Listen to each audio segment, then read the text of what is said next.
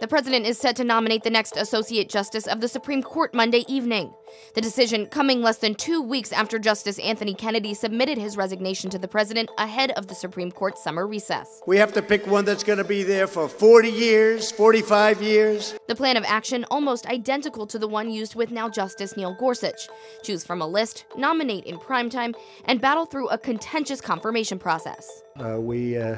We hit a home run there, and we're going to hit a home run here. The list created by the conservative Federalist Society is the same one then candidate Donald Trump used during the 2016 campaign. It came at a time when the right wing of the GOP was particularly concerned with candidate Trump's commitment to conservative values. The then candidate promised to nominate only from this list of 25, and that's exactly what he did with Justice Gorsuch, and it's where all of his prospective candidates have come from this time around. The president and vice president met with 7 potential candidates in total, but it's widely been reported that the list has been narrowed down to 3. I think you'll be very impressed. These are very talented people. The lone woman thought to be a frontrunner is Amy Coney Barrett. She's been on the 7th Circuit Court of Appeals for less than a year and was a law professor at Notre Dame before that. The 46-year-old began her career as a law clerk for the late Justice Antonin Scalia. The president has said he's looking for a justice in the mold of Scalia, and she could be the one. She's also a devout Roman Catholic and had this run-in with Democratic Senator Dianne Feinstein last year about her religion during her confirmation to the appellate court. The dogma lives loudly within you. Her nomination would certainly put Democratic Senator Joe Donnelly in a tough spot.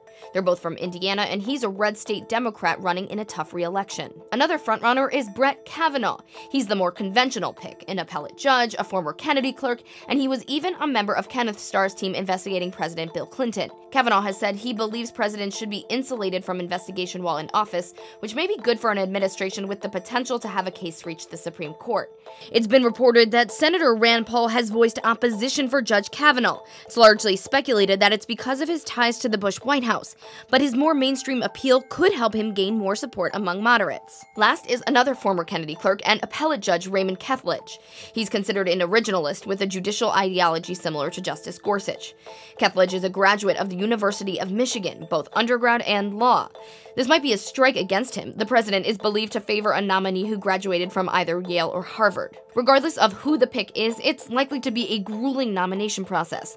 Though Republicans have the majority in the Senate, it's only 51 to 49. Both Republican Senators Lisa Murkowski and Susan Collins have indicated they won't vote for anyone who's demonstrated they'd overturn the landmark abortion case Roe v. Wade.